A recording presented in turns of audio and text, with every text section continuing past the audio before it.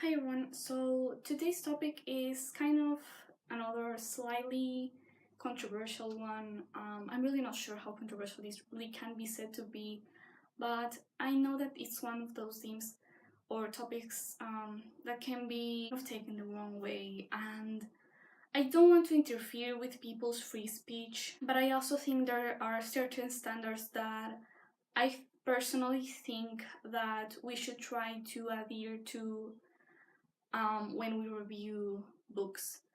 And I have said this before, but I think you're free to disagree, but I do think that people tend to be especially easy on books and sometimes have low standards for books as opposed to other types of media, which is one of the reasons why a lot of people say that Goodreads ratings and reviews are so unreliable because books that are often considered to be quite bad and could be objectively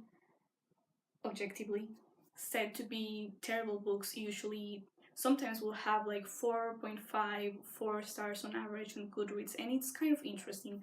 So I think if we have a particular way, or not really a set of rules to follow whenever we review, because obviously everyone's going to do it their own way, but I think that if we have a general idea of what we try to achieve when we review a book, we can kind of have a more critical way to look at books and the things we read in general. Also, I don't want to assume this kind of thing because it can easily come off bitchy, but sometimes when people give really high ratings to books that are not that good and they know they're not that good, they really haven't read that much. And I know that a lot of people usually steer clear, or they try to avoid giving low ratings to books because they think that they don't have the tools and the knowledge to understand what exactly is bad about a book. And it's just really my interpretation of people's experience with reading, but I have noticed, and a lot of people on BookTube have said that when they first started reading, they usually would give 3 or 4 stars sometimes to books when they didn't really like them that much. So it's not really that I want people to like the books that I like and this and that and the other. It's just that I think we should be more critical of the things we read. So there's just that one part that I needed to clarify. Now, one of the things that I have seen the most talked about when people complain about how others review books has been the fact that sometimes reviewers focus too much on the content of the book itself and not enough on how they perceived that part of the book, what they felt about it, whether they liked it or not, how they interpreted, what's their experience with it. Anything that could make the review an actual subjective thing, because that's kind of the point of reviews at the end of it all. They're supposed to be someone's take on the piece of media, book, movie, whatever that they're talking about. And it kind of makes reviews pointless when you just sit and talk about what the book is about and what the characters are like and who the author is, where they come from, this and that and the other. It's, data that we can Google and stuff like that. I think it is useful to give it in a review, but I think it should be mostly focused on what you thought about the book and why. And that why is also important. Because my somewhat second point is that I think we should also try to give our reasoning behind why exactly we thought things were a certain way. It's not really a necessity. I don't think you always have to give examples for what you mean, but it really makes a review more completed, more entertaining also, to give some lines, whether it's just writing or dialogue or anything like that, that exemplify, that show what exactly you like or you dislike about the book. My next point is one that I kind of already touched on, but I think it really deserves to be repeated.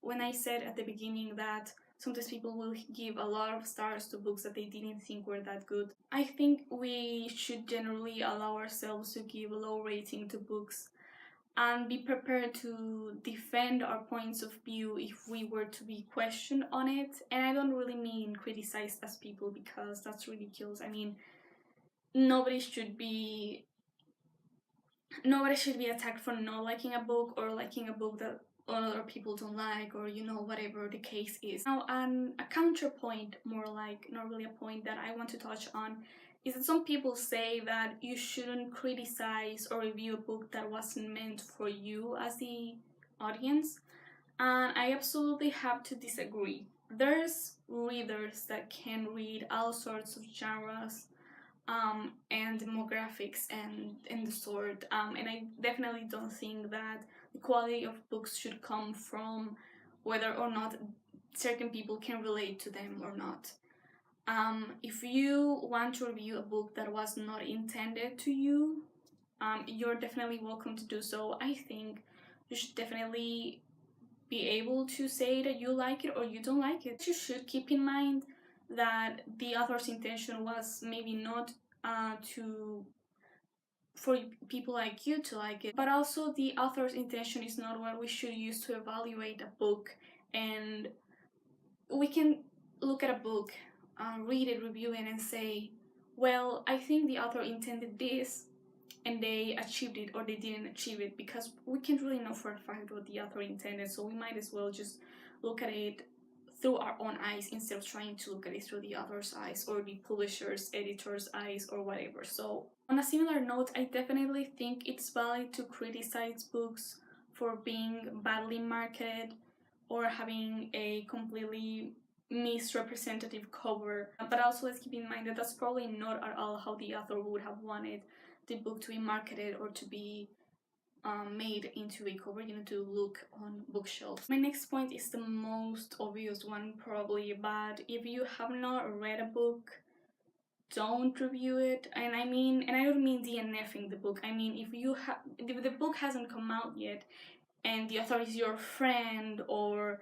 you just like the author and are excited to see what they come out with next, or you just don't like the author and want to, lower the average from the beginning or something like that, just don't do that. I mean, you kind of have to know what's going on. Another thing that I want to talk about is probably my most controversial points next are, one, this is super common with YA.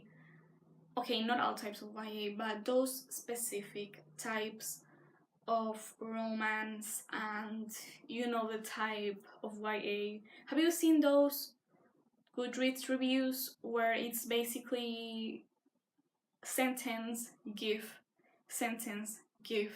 This was so exciting. Oh my god, I fell in love with this person. I fell in love with this character. I fell in love with this other character. This and that, this and that, and the other. I personally don't think those are thorough reviews and shouldn't be treated as such.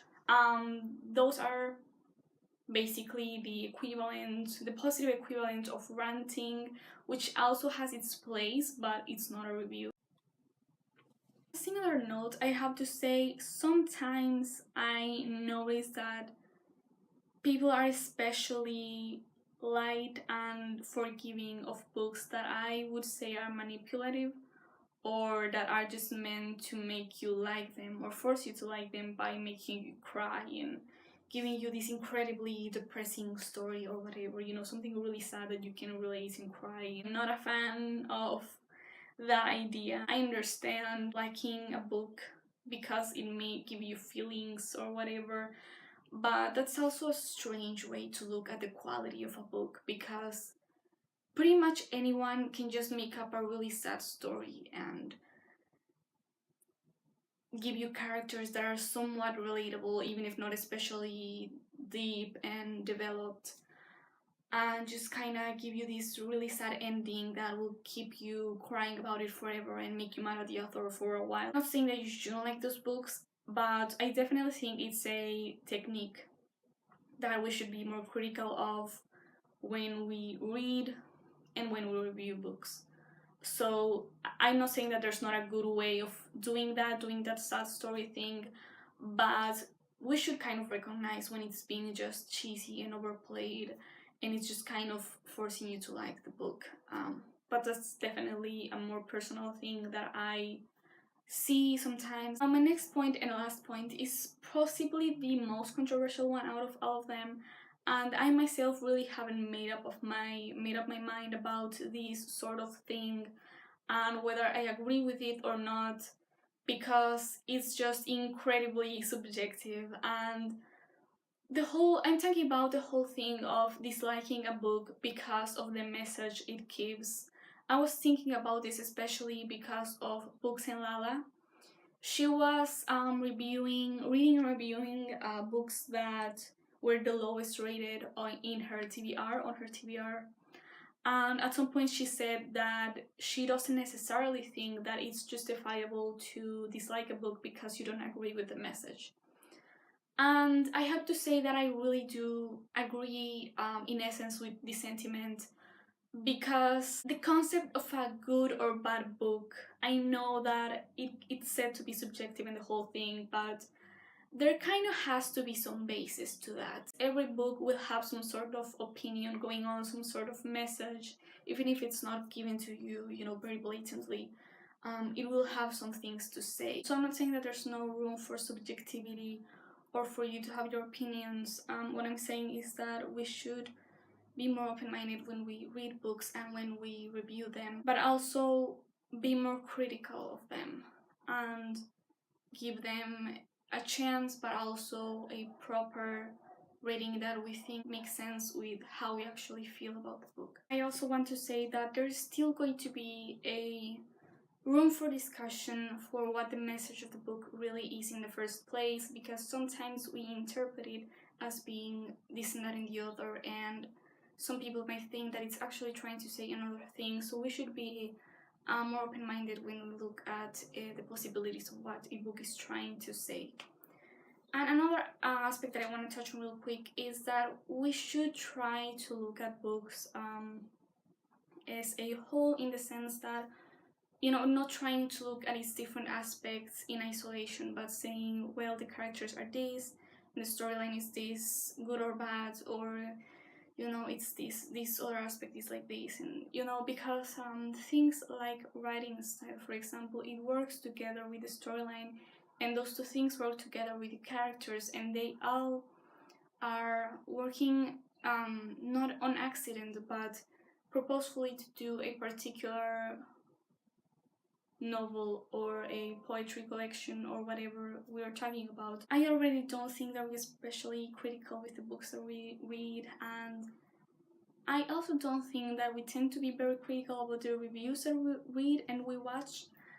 And sometimes, I think that people, at least here in BookTube, they do tend to be pretty formal with the reviews, in the sense that they do try to stay on topic and so on. But on Goodreads, for example, it's a bit harder, and so it kind of throws off the whole average rating thing. And again, I think that's one of the main reasons why the ratings there are so unreliable. So those are basically my points, and if you guys have something to add to them, I definitely would like to hear it. And thank you for watching this video, and I will see each other in the next one. Bye!